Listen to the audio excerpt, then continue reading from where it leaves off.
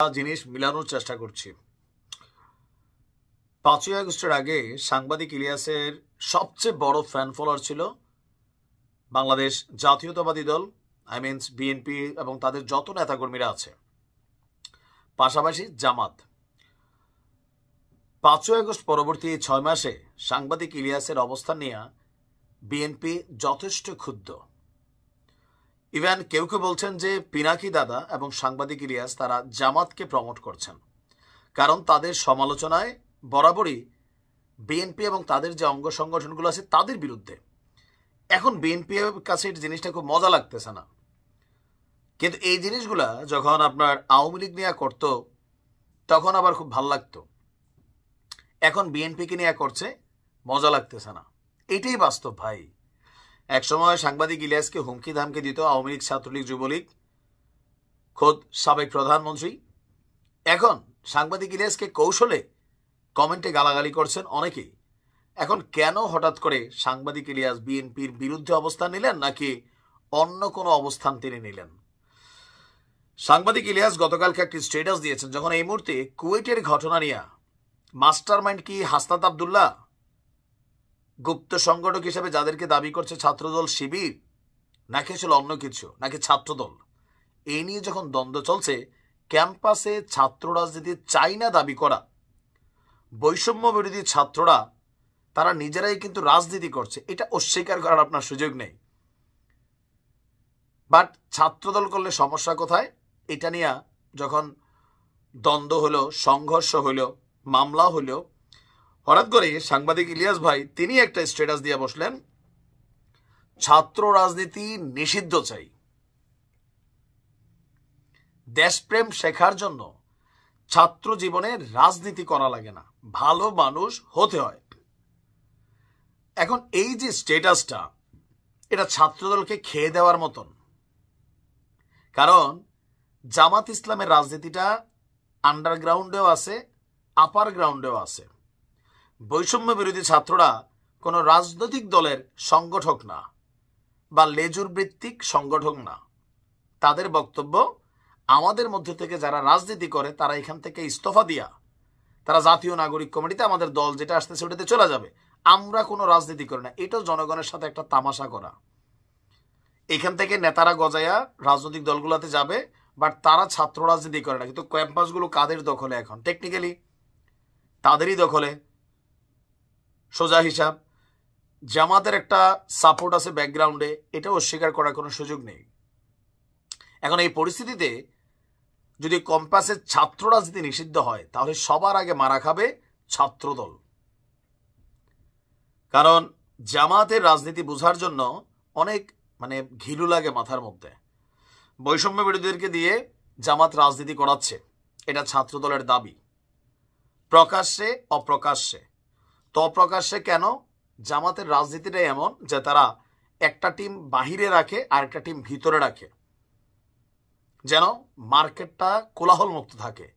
এটা কার? আমার কথা না। গতকালকে থেকে বিএনপির সব নেতারা, ছাত্রদলের নেতারা বারবার কিন্তু একই কথা বলছেন।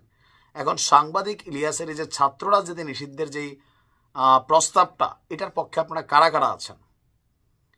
নাকি এতদিন ছাত্রদলের যে সকল নেতাকর্মীরা, আমার ফেসবুকে অনেকে আছেন, ইলিয়াস ভাইয়ের একনিষ্ঠ ভক্ত ছিলেন, এখন আজকের এই সিদ্ধান্তে আপনারা কি ক্যাম্পাসে ছাত্র রাজনীতি বন্ধ করার জন্য ওনার প্রস্তাবে সাড়া দেবেন, নাকি এখন দেবেন না? কারণ এটা দিলে নিজেদের স্বার্থ ভুলঞ্চিত হবে। আমার মনে হয় দিবেন না। আবার সাংবাদিক ইলিয়াস কি আসলে বিএনপির পক্ষে কাজ করে নাকি জামাতের পক্ষে, এটা নিয়েও একটা পারসেপশন কিন্তু আছে। অনেক সিদ্ধান্ত বিএনপি এগুলা পছন্দ করে না। সাংবাদিক ইলিয়াসের বক্তব্য নিয়ে পার্শ্ব প্রতিক্রিয়া তারা কৌশলে দেখাইছে। আওয়ামী লীগ ডাইরেক্ট নাম ধরা বলতো, তারা কৌশলে দেখাচ্ছে। পিনাকিকে নিয়েও একই কাহিনী। আর এত বছর সবাই মনে করতো যে সাংবাদিক ইলিয়াস, পিনাকি, কনক সারোয়ার তারা হচ্ছেন বিএনপির এজেন্ট, জামাতের প্রশ্নই ছিল না। আসলে কোথাকার পানি কোথায় গড়াচ্ছে? ক্ষমতাকে কেন্দ্র করে এতদিনের যেই গুরু ছিলেন, শিষ্য ছিলেন, এই সম্পর্কগুলোর অবনতি ঘটতে যাচ্ছে। কারণ আপনি কি মনে করেন সাংবাদিক ইলিয়াস সঠিক না ভুল? ক্যাম্পাসে ছাত্র রাজনীতি নিষিদ্ধ হওয়া উচিত? আর যদি নিষিদ্ধ হয় তাহলে বৈষম্য বিরোধীরা সেখানে কি থাকা উচিত? তারাও তো part of a political group. নিষিদ্ধ হলে বিদেশের মতন হইতে হবে। আমি বলি, আমরা এইসব দেশে, আমি স্কলারশিপে সাউথ কোরিয়া আসছি, এখানে কোনো ওই বৈষম্য বিরোধী টাইপের কোনো সংগঠন নাই, ছাত্রলীগ ছাত্রদল নাই, পৃথিবীর কোথাও নাই এগুলা। আপনার কোনো দরকার হয়েছে ছাত্রদের একটা আলাদা কাউন্সিলিং একটা ফোরাম আছে, সেখানে আপনি জানাইতে পারেন, ডাইরেক্ট প্রশাসনিক ভবনে জানাইতে পারেন। এখন কলেজে ছাত্রদল থাকবে না, অন্য রাজনৈতিক দল থাকবে না, বৈষম্য বিরোধীরা থাকবে, কথায় কথায় ডিসির বাসভবন ঘেরাও করবে, মনে না চাইলে অমুকরে ধরিয়া পুলিশে দিয়ে দিবে, তমুকরে ক্যাম্পাসে ঢুকতে দিবে না। এটা তো ভাই একটা ফেসিবাদী আইকনিক মেন্টালিটি। যদি ছাত্র রাজনীতি না থাকে, ক্যাম্পাসে কোনো ছাত্রই রাজনীতি করতে পারবে না, কোনো নামেই না, দরকার নাই তো এগুলার, এগুলো সব ব্যান করতে হবে। কারণ কি? কারণ এই যে বৈষম্য বিরোধী সংগঠনের টেকনিকটা, এটা রাজনীতিকে ক্ষতিগ্রস্ত করবে। প্রথমে তাদেরকে বলতে হবে যে আমরা ছাত্র রাজনীতি করব না, ক্যাম্পাস নিয়ন্ত্রণ করবে সরকার, প্রশাসন, কলেজের ভবনের যারা দায়িত্বরত আছেন তারা, ছাত্ররা পড়াশোনা করবে।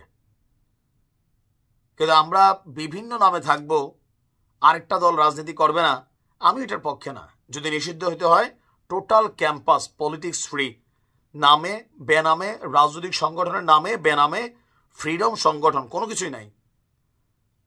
কারণ এগুলা বাংলাদেশের মানুষ বোঝে, আমরা তো মূর্খা না। আমি ছাত্র রাজনীতি নিষিদ্ধের পক্ষের একজন মানুষ, সত্যি সত্যি। কেন? বাংলাদেশে ছাত্র রাজনীতি করতে গিয়ে প্রতি বছর কত ভালো ভালো পোলাপাইন বিপথে চলে যায়, কেরিয়ার নষ্ট করে ফেলে, আর এদেরকে ব্যবহার করে রাজনীতিবিদরা কোটি কোটি টাকা কামাই ফেলে। মাদক, জুয়া, নষ্টামি সব কিছুতে চলে আসে, অল্প বয়সে ক্ষমতা পাইলে পুনপুন্না ভাব আসে, অনেক ঘটনা ঘটাই ফেলে এরা।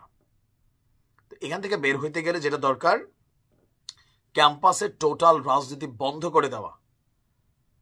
ছাত্র রাজনীতি করে মানে কলেজ ক্যাম্পাসে ছাত্রদের কি কল্যাণ হয় আপনি বাংলাদেশে দেখেন? আছে কিছু?